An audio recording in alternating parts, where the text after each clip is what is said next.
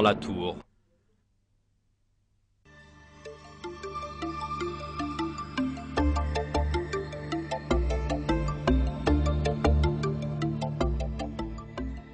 Vers la fin du 19e siècle, une grande découverte fut exposée à Paris. C'était le cinéma, connu sous le nom de 7e art.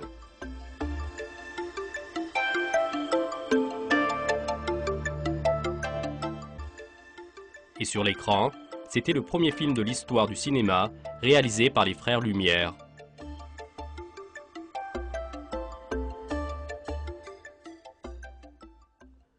Lors de la première projection du film, un événement surprenant s'est produit.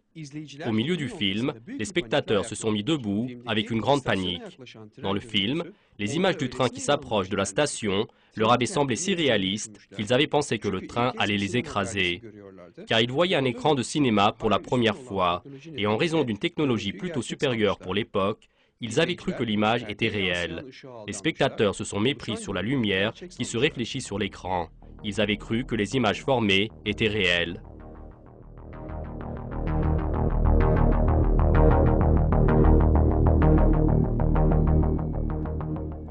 Cent années sont passées entre-temps. Aujourd'hui, la même illusion est obtenue grâce à des lunettes spéciales qui forment un hologramme, c'est-à-dire une image en 3 dimensions.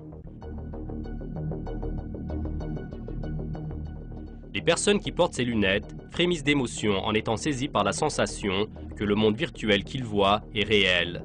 Ils se sentent à l'intérieur de ce monde virtuel. Et ils font tout cela malgré le fait de savoir que ces images qu'ils regardent sont virtuelles.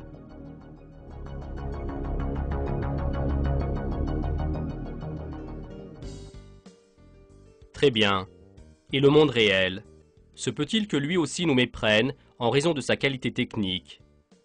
Est-il possible que nous définissions comme vrai un monde en fait entièrement virtuel et qui n'existe que dans nos sens? Dans ce film est examinée la réponse à cette question.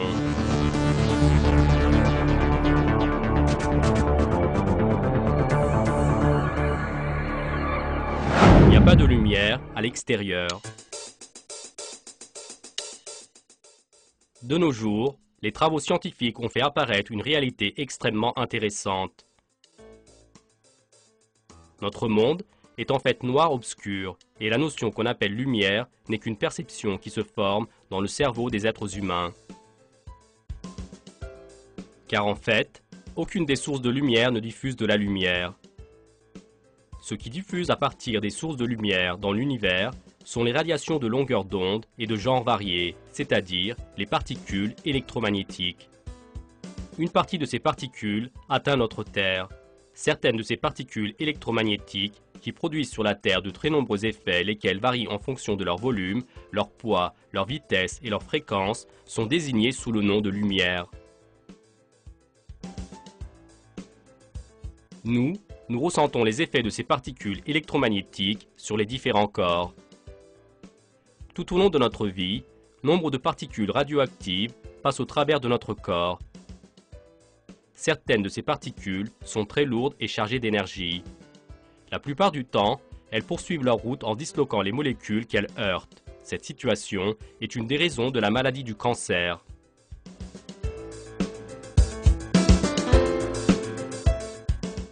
Une partie des particules électromagnétiques sont un peu plus faibles que ces particules. Par exemple, les rayons X. Les appareils de radiographie produits en utilisant les rayons X transforment l'effet formé par les ondes radio en lumière visible. C'est-à-dire, ils font que nos yeux puissent les percevoir.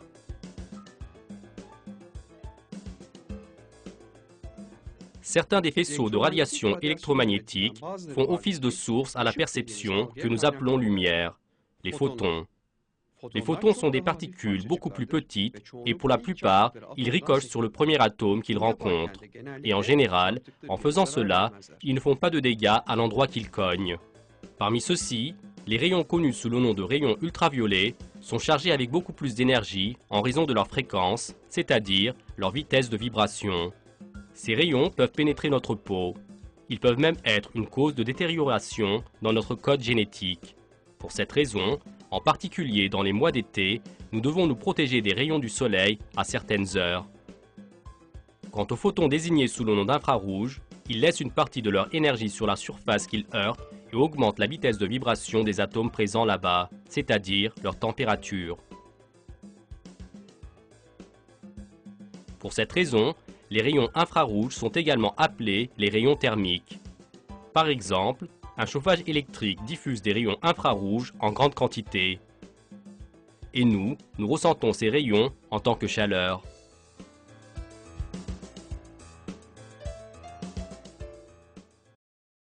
Il est clair que les photons produisent nombre d'effets physiques et chimiques, et tous les photons ne sont pas ressentis comme des rayons de lumière. Les rayons de lumière sont les rayons qui prennent place entre les fréquences des rayons ultraviolets et infrarouges. Quant à la seule raison pour que nous désignions ceci comme de la lumière est notre sens visuel. Très bien. Comment notre œil perçoit-il ces photons? Regardons ensemble la réponse à cette question.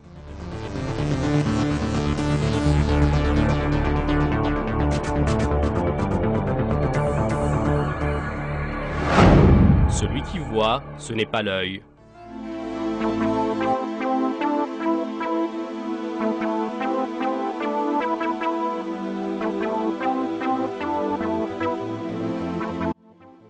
Derrière la couche de rétine de notre œil, il y a des cellules de perception. Les cellules de perception transforment en courant électrique les photons qui arrivent ici. Les nerfs transmettent ce courant électrique au centre visuel dans le cerveau et le centre visuel dans le cerveau interprète ce courant électrique, il forme une image. C'est-à-dire, si les cellules dans nos yeux percevaient ces photons non pas comme de la lumière mais comme des particules thermiques, au lieu de percevoir cette matière comme du rouge, nous ressentirions qu'elle est chaude. Toutes ces informations nous montrent que l'œil n'est qu'une unité intermédiaire qui transforme les photons en signaux électriques. La sensation de lumière ou de couleur ne se forme pas dans l'œil. Nous donnons un nom aux photons de chaque fréquence selon leur longueur d'onde. Rouge, bleu, jaune. Quant à la couleur formée par la composition de tous ces photons, c'est le blanc.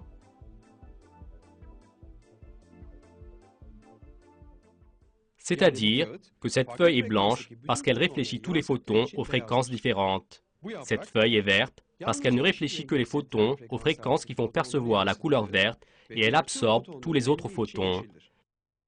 Quant à cette boîte, elle est noire car elle absorbe tous les photons et aucun des photons n'est réfléchi. C'est-à-dire qu'aucun des photons qui atteint les objets de couleur noire n'atteint notre œil en se réfléchissant.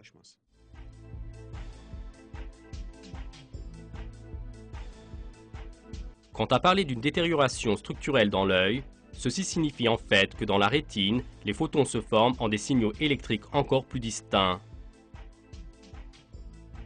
En somme, le centre visuel dans le cerveau perçoit le même corps dans des formes très variées.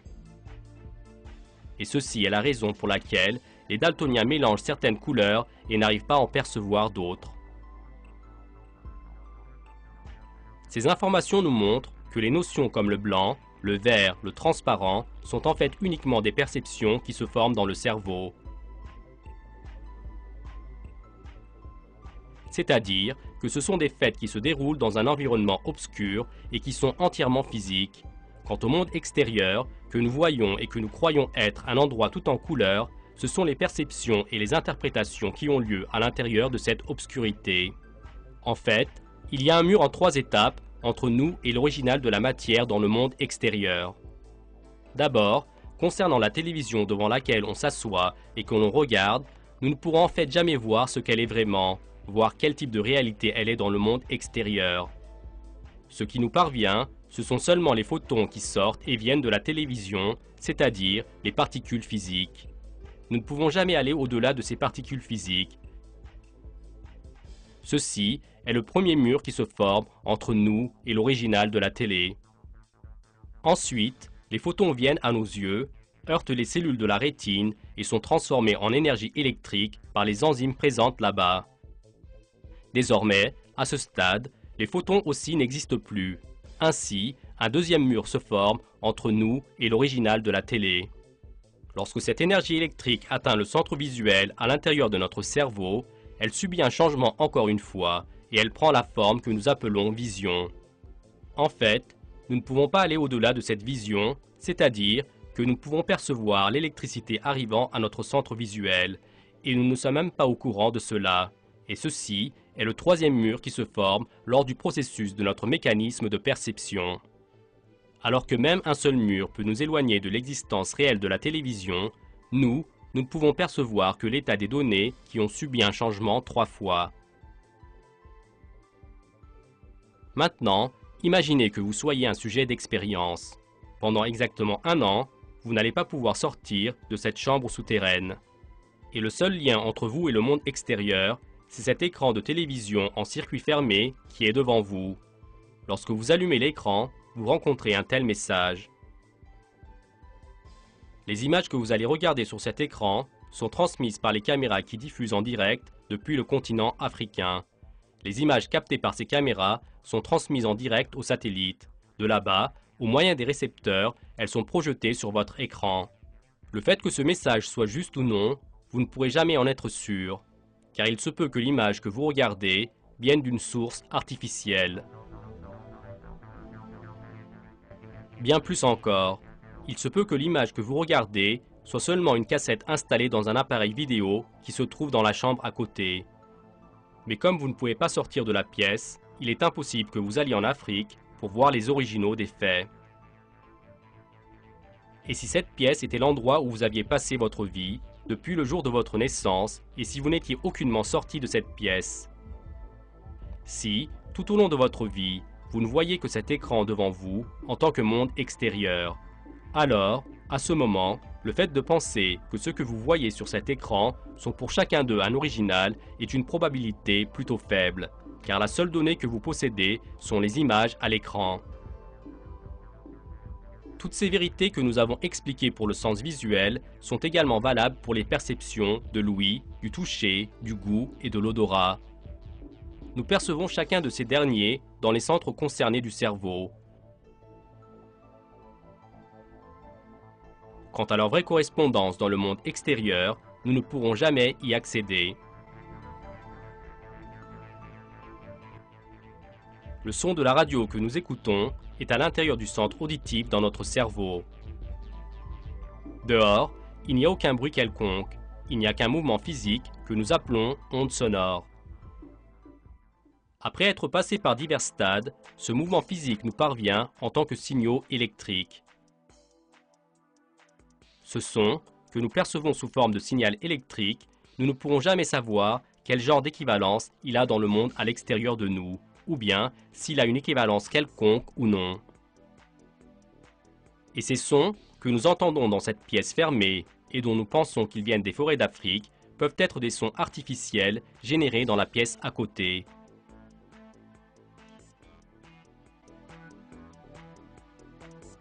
Aucune des matières que nous définissons comme le monde extérieur n'est authentique.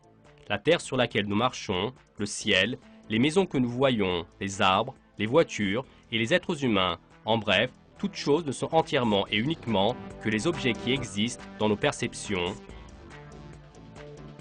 C'est-à-dire qu'en fait, le monde extérieur est dans notre cerveau et que toutes les images, les sons, les odeurs et les goûts sont uniquement à l'intérieur de notre cerveau dans les centres concernés. Tout comme c'est le cas dans nos rêves.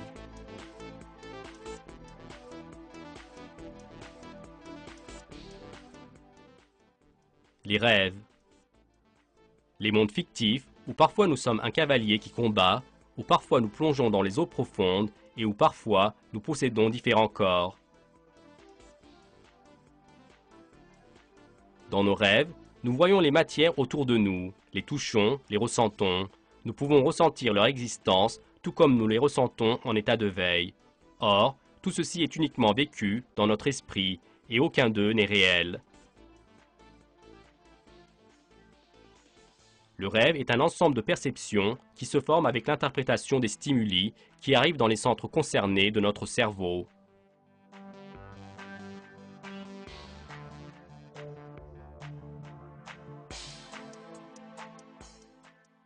Les rêves aussi, comme toutes les autres opérations mentales, sont un produit du cerveau. Chez une personne, qu'elle soit réveillée ou en état de sommeil, le cerveau diffuse constamment des ondes électriques. Dans une grande partie du sommeil, les ondes du cerveau sont lentes et à basse fréquence, mais à certains moments, elles sont de fréquence plus élevée, c'est-à-dire qu'elles se mettent dans un mode plus rapide. Le cerveau produit les rêves lors du processus REM du soleil, c'est-à-dire ce qu'on appelle le mouvement rapide de l'œil. Au cours du sommeil REM, les voies nerveuses qui envoient les signaux du cerveau aux muscles sont bloquées.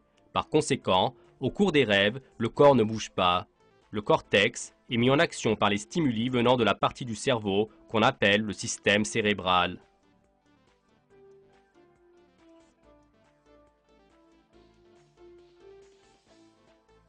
Et nous, avec nos perceptions qui n'ont aucune concordance avec les matières et les faits dans le monde du vécu, après avoir été heureux ou bien après avoir été saisis de peur intense, d'un coup, nous ouvrons nos yeux, c'est-à-dire que nous nous réveillons. Il est très clair que même le monde dans lequel nous vivons n'est pas à l'extérieur de nous, il est à l'intérieur de nous. Ceci est une vérité de laquelle nombre de personnes ne s'aperçoivent pas. Quant à la raison de cette erreur, c'est que dans tout ce monde de perception se trouve également une image visuelle propre à notre corps, c'est-à-dire que nous tombons dans l'erreur de penser que notre ego est notre corps. Notre peau blessée qui est source de douleur, notre langue qui goûte, notre oreille qui écoute un morceau de musique, nous pensons que cela vient de notre personne et nous ne doutons aucunement de notre propre existence corporelle. Or, même le corps en question, comme les autres éléments, est entièrement et seulement une perception.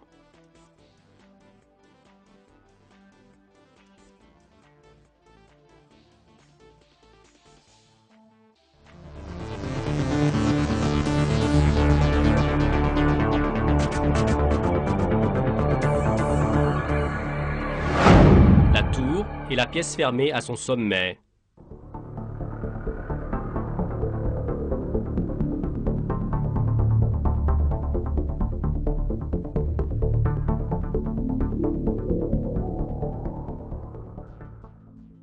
Lorsque vous regardez autour de vous, chaque chose que vous voyez prend place dans votre centre visuel, c'est-à-dire dans une région de quelques centimètres cubes qui se trouve dans la partie arrière de votre cerveau. À nouveau, votre corps qui ne consiste que d'une perception et dont vous ne pourrez jamais être sûr de l'existence au-delà de cette perception est également ici. Maintenant, supposons pour un instant qu'en dehors de cette perception, vous ayez en outre un corps matériel. Si vous croyez à l'existence d'un tel corps, vous devez accepter qu'un autre corps gigantesque prenne place en dehors de votre corps que vous voyez en ce moment. Vous et tout ce que vous voyez, c'est-à-dire votre pièce ou la totalité des entités au dehors, vu qu'elles arrivent à se trouver dans le centre visuel de la boîte crânienne de ce corps, le corps matériel et physique de ce dernier doit être très très grand. Dans cette situation, vous serez alors une personne miniature vivant dans la boîte crânienne de ce géant. En d'autres mots, vous serez une personne emprisonnée qui vit dans une pièce verrouillée au sommet d'une tour géante, qui ne peut jamais sortir de cette pièce et qui peut seulement regarder l'écran installé devant lui.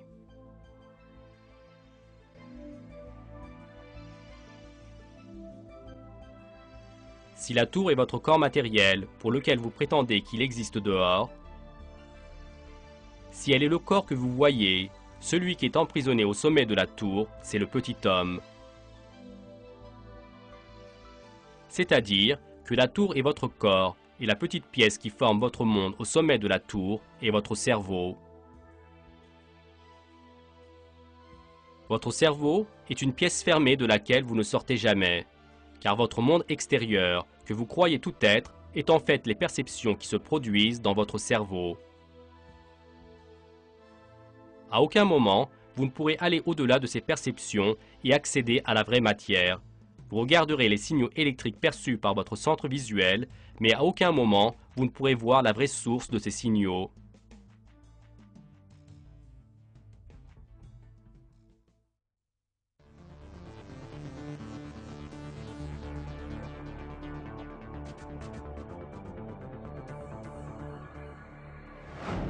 L'erreur du matérialisme. Nombre de personnes ne peuvent pas comprendre que le monde extérieur est l'ensemble des perceptions. Quant à la raison de cette erreur, c'est une philosophie qui dure depuis les périodes anciennes de l'histoire, le matérialisme, c'est-à-dire le fait de n'admettre que l'existence de la matière. Les matérialistes acceptent la matière comme réalité absolue et ils considèrent comme nulle toute chose en dehors de la matière. Les matérialistes, qui acceptent que l'esprit de l'être humain est un dérivé de la matière, rejettent complètement l'existence d'Allah. Certaines personnes croient qu'il existe une dimension d'existence en dehors de la matière. Seulement, ils acceptent toujours la matière en tant qu'existence absolue. Ces derniers sont des demi-matérialistes. Sous les notions largement utilisées comme métaphysiques ou surnaturelles, repose également cette erreur. Toutes ces définitions faites en prenant la matière comme fondement sont inexactes, car l'existence de la matière est douteuse. Tout ce que nous appelons matière consiste entièrement des perceptions qui se produisent dans notre mental. Le célèbre homme religieux et penseur anglais George Berkeley, qui a vécu au XVIIIe siècle, explique ainsi cette réalité. L'existence des objets, du fait que nous les voyons et les touchons, nous y croyons car nos sens nous les font ressentir. Or, nos perceptions sont seulement les pensées existantes dans notre esprit. Puisque tout cela ne sont que des choses existant seulement dans notre esprit, alors, si nous imaginons que l'univers et la matière sont des existences en dehors de l'esprit, nous serons tombés dans une grande erreur.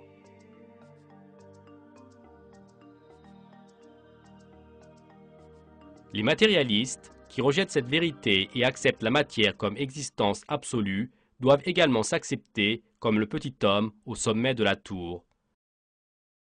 Dans le Coran, nous sommes informés ainsi des personnes qui possèdent ce type de pensée et qui n'arrivent pas à comprendre la réalité profonde du monde. Au nom d'Allah, le tout miséricordieux, le très miséricordieux, je demande la protection d'Allah contre le diable réprouvé. Ils connaissent ce qui est à l'extérieur de la vie présente, tandis qu'ils sont inattentifs à l'au-delà.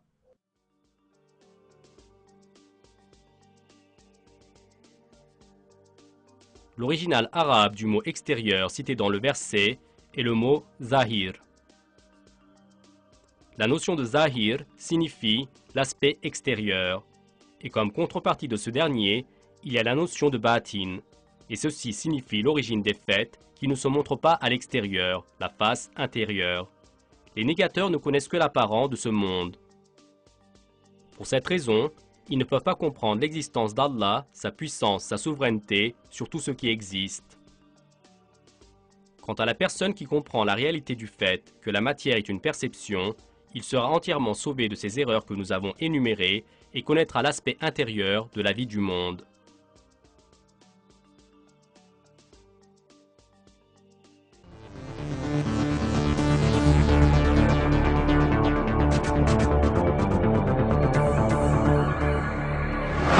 La matière créée au niveau de la sensation et de l'illusion.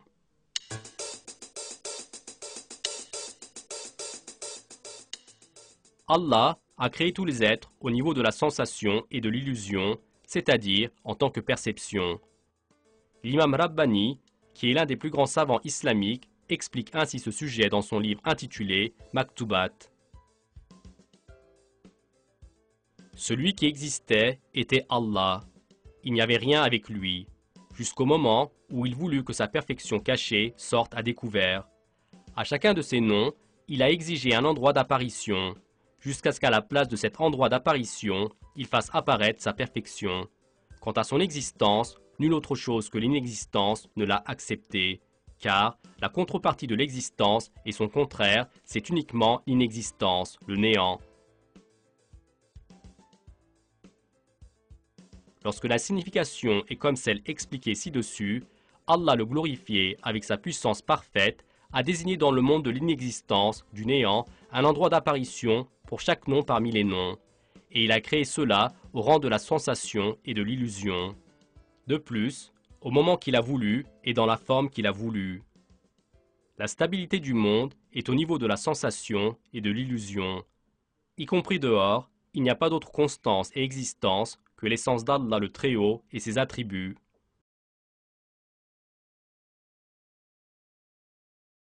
Selon ce que nous informe l'imam Rabbani, au rang de l'illusion, c'est-à-dire au niveau de la perception, il n'y a qu'Allah au dehors du monde. L'imam Rabbani explique ainsi que les choses, c'est-à-dire toutes les matières, n'ont pas d'existence en dehors de la perception. À l'extérieur, il n'y a pas d'existence autre qu'Allah, Peut-être qu'avec la création d'Allah, dont la gloire est grande, ils ont trouvé une stabilité au rang de l'illusion.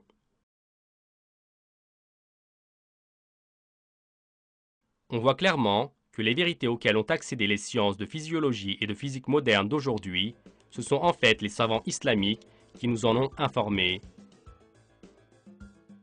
De plus, bien des siècles auparavant, la matière est une vision. Celui qui existe vraiment, c'est Allah le Très-Haut qui crée la matière à partir du néant.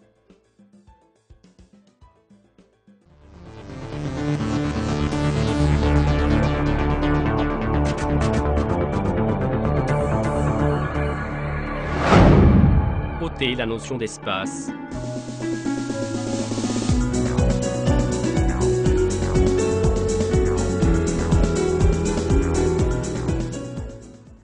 De la même manière qu'elle n'a pas de volume, la matière qui consiste d'une perception ne couvre pas non plus d'espace dans la réalité.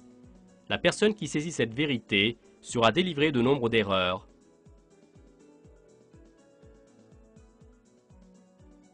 En tête de ces erreurs vient la question « Où est Allah ?» Comme la plupart des gens pensent que les corps qu'ils voient couvrent un espace, ils pensent également qu'Allah est loin, dans le ciel ou dans un autre coin de l'univers. Nous considérons certes Allah au-delà de ces dires.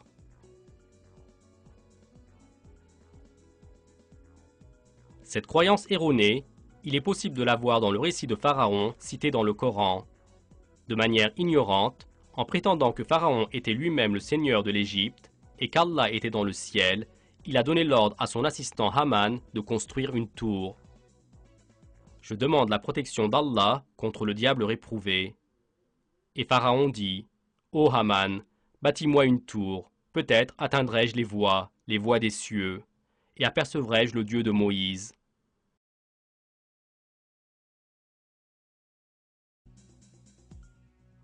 Or, en vérité, il n'y a aucune existence autre qu'Allah, et Allah est partout.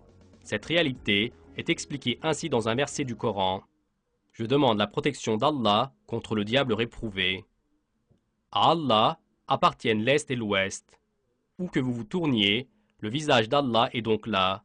Certes, Allah embrasse tout et il est savant. En général, les gens qui voient les choses auprès de leur propre corps les désignent comme proches. Les galaxies énormes que nous croyons être à des milliards de kilomètres de nous prennent en fait place dans le centre visuel de notre cerveau, c'est-à-dire qu'elles ne sont pas éloignées de nous, et au contraire, ce sont des perceptions qui existent à l'intérieur de nous. Penser le contraire est une très grande erreur qui résulte de la pensée matérialiste. Quant à la seule existence qui nous est beaucoup plus proche que toute chose, c'est Allah. Nous sommes informés ainsi de ce secret dans un verset du Coran. Je demande la protection d'Allah contre le diable réprouvé. Nous avons effectivement créé l'homme et nous savons ce que son âme lui suggère, et nous sommes plus près de lui que sa veine jugulaire.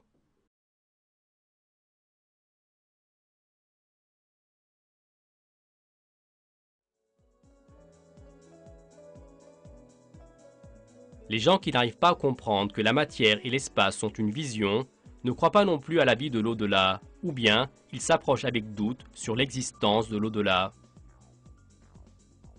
Ces personnes questionnent sur la manière avec laquelle Allah va faire disparaître l'univers le jour du jugement et comment, à la place de cela, il va établir le paradis et l'enfer.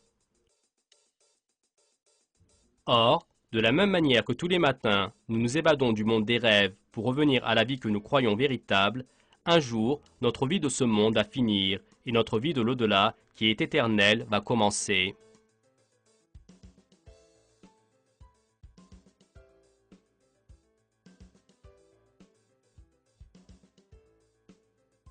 L'univers est l'ensemble des perceptions, et il est très facile pour Allah de supprimer ces perceptions et d'en donner d'autres à la place.